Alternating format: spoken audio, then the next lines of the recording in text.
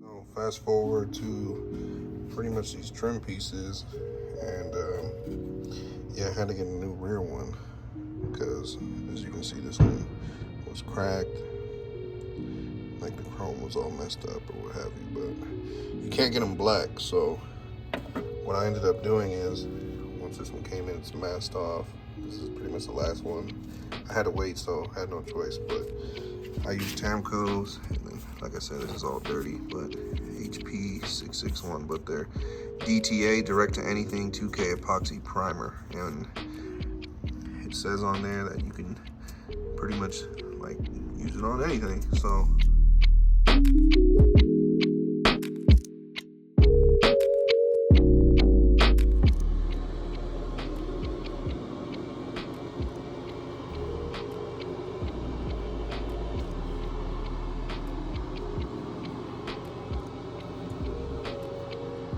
one step closer, I gotta put all my little trim pieces on or what have you.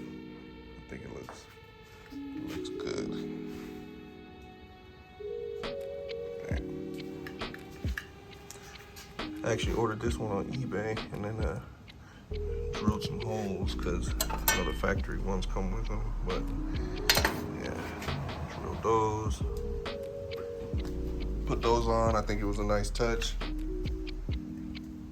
Just because with everything, you figure the rear, my seat, I don't know, I feel like it all flows, so. But yeah, good news. Received my exhaust today in the mail. So my True Duals are here. I took the other ones off. They were cool, but the only thing that kind of just, I don't know, really bothered me is I didn't have time to order a whole nother side panel. And then, well, obviously this has a, excuse, this is from the compound or whatever, but yeah, it has an indentation right there for that crossover pipe. And then, yeah, the other one goes, it crosses, but under.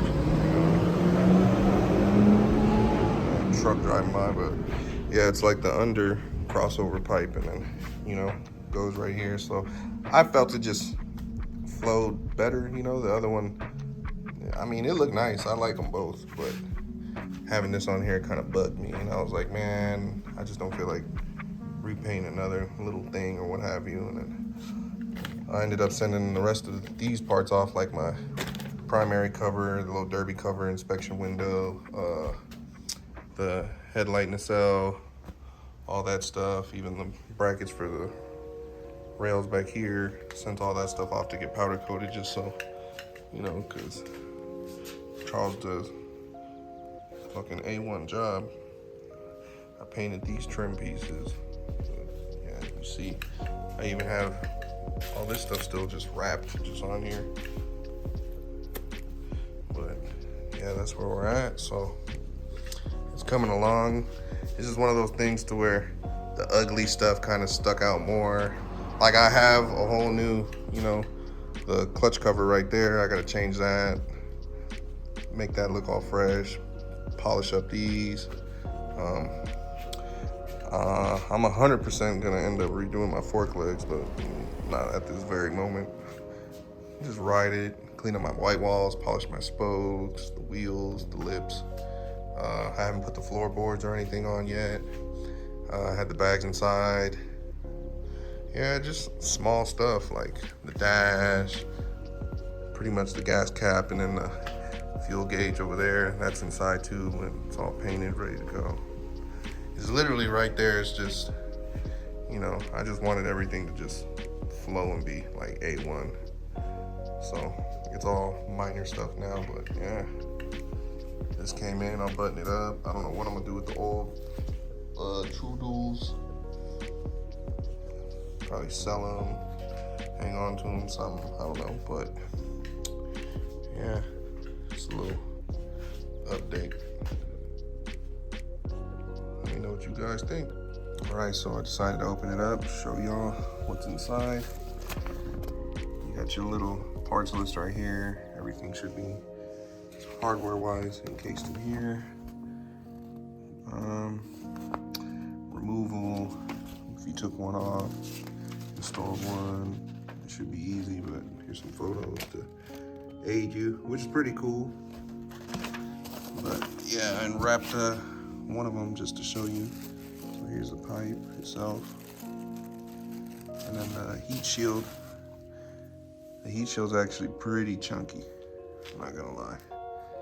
So your factory heat shields from Harley are pretty damn, I wouldn't say thin, but you know, but you can hear that. Yeah, they most definitely aren't as thick as this, so this is like good, but it is Freedom, so. But I will be pairing this with the Freedom Outlaw slip-ons that I have. That'd be nice, but yeah. Throw these on there, get all that stuff situated, and yeah, should be nice.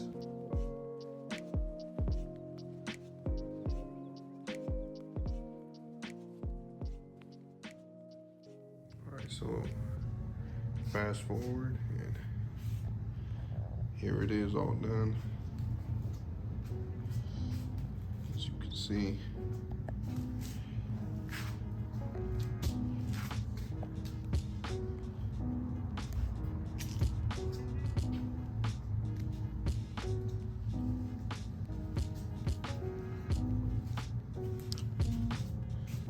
all finished up.